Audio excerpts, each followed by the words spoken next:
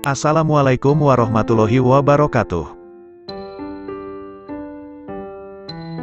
Kehidupan Nabi Muhammad SAW dan keluarga termasuk sederhana. Walaupun bisa saja memiliki harta yang banyak dari perdagangan dan rampasan perang, tetapi Rasulullah SAW lebih menyukai zuhud. Sebab, beliau lebih mengutamakan kebutuhan umat dan kemaslahatan Islam. Sampailah suatu kali, Rasulullah SAW terpaksa berutang untuk memenuhi beberapa keperluannya. Beliau berutang kepada seorang Yahudi di Madinah. Namanya, Zaid bin Sanah. Sebagian masyarakat mengenal Zaid tidak hanya sebagai pedagang, tetapi juga ahli kitab.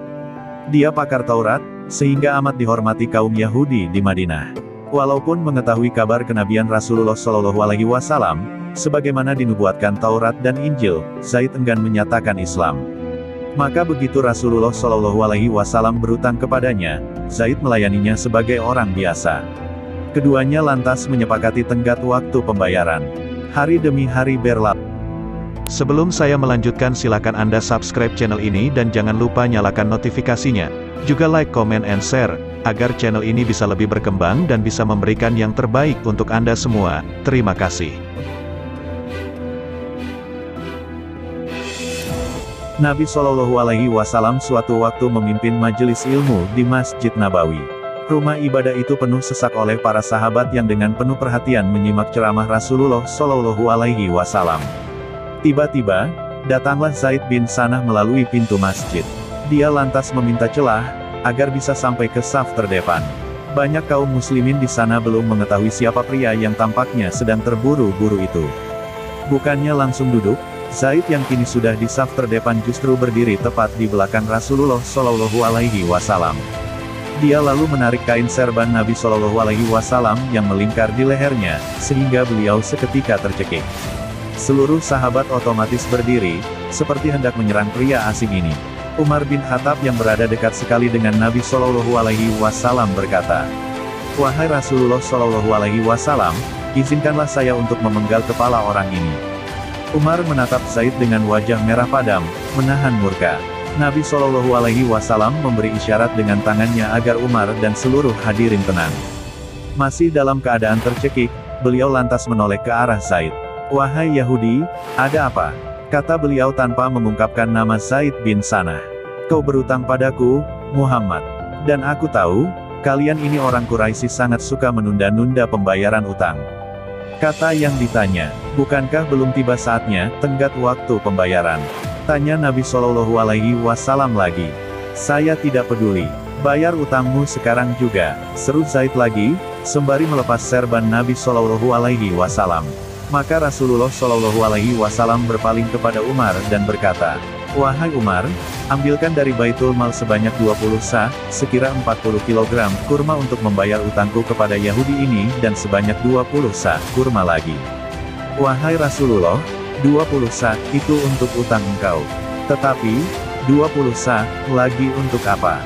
tanya Umar. "Itu sebagai hukuman karena engkau telah menakut-nakuti dia," jawab Nabi SAW. Singkat cerita, Umar pun keluar dari masjid dan berjalan menuju Baitul Mal kas negara. Dia diikuti oleh Zaid dari belakang. Sepanjang perjalanan, Umar mencoba meredam kekesalan. Bagaimana mungkin seorang Yahudi bisa dengan pongahnya mencekik Rasulullah SAW tepat di depannya? Ingin betul Umar melampiaskan amarahnya ke orang yang sedang berjalan di belakangnya itu. Bagaimanapun, ketaatan Umar kepada Nabi SAW jauh lebih besar. Sampailah Umar dan Zaid di Baitul Mal. Sahabat bergelar Al-Faruq itu lantas menyiapkan 2 karung. Masing-masing akan diisi 20 sa kurma. Karung pertama yang tuntas diisi lantas diberikannya kepada pria Yahudi itu. Sementara Umar sedang mengisi karung kedua, sang pencekik Nabi SAW tadi mencegahnya. "Wahai Umar, tahanlah. Jangan kau masukkan kurma ke karung itu," katanya. Umar tidak peduli, "Aku hanya melaksanakan perintah Nabi SAW. Aku tidak ingin mendengarmu." "Wahai Umar, apakah kau tidak mengenal saya?" "Saya tidak peduli," jawab Umar dengan ketus. "Saya adalah Zaid bin Sanah." Mendengarnya, Umar seketika terkejut. Kemudian berdiri menghadapnya. "Apakah benar kamu Zaid bin Sanah?" "Zaid yang pendeta Yahudi, ahli Taurat," tanya Umar setengah tak percaya. Benar, akulah Zaid bin Sanah, jawab si Yahudi dengan tenang. Bukankah kau tahu bahwa Muhammad adalah utusan Allah? Tanya Umar lagi. Benar, aku mengetahuinya. Tapi, coba engkau pikir, wahai Umar. Bagaimana mungkin aku nekat mencekik dirinya di depan kalian, umat Islam yang mengimaninya sebagai nabi? Bahkan aku melakukannya seorang diri dan di dalam masjid kalian. Apa engkau pikir aku sudah gila? Ujar Zaid. Mengapa kau melakukannya? Tanya Umar. Sungguh, sebelum tadi aku datang ke masjid kalian, aku telah mendapati tanda-tanda kenabian pada diri Muhammad. Hampir seluruh tanda-tanda itu ada padanya. Hanya saja, masih ada satu tanda yang belum tampak jelas bagiku. Yakni, bahwa kasih sayangnya mengalahkan rasa amarahnya, jelas Zaid. Maka dari itu, aku nekat melakukan hal tadi. Aku tahu, utang Muhammad belum jatuh tempo. Aku sengaja memancing emosi Muhammad dan kalian, para sahabatnya.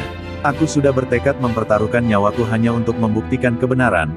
Adakah tanda kenabian yang terakhir itu pada diri Muhammad? Dan kini aku percaya, ternyata benar kasih sayang beliau mengalahkan marahnya. Maka saksikanlah, wahai Umar, asyhadu alla ilaha illallah, wa asyhadu anna Muhammad Rasulullah, tegas Zaid bin Sanah. Demikianlah, pendeta Yahudi itu akhirnya masuk Islam.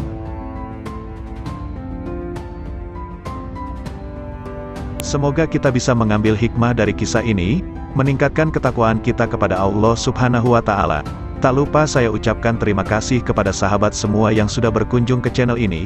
Jangan lupa untuk komen, like, share, subscribe dan tekan tanda lonceng di bawah ini agar channel ini bisa lebih berkembang dan bisa memberikan yang terbaik untuk Anda semua. Terima kasih. Wassalamualaikum warahmatullahi wabarakatuh.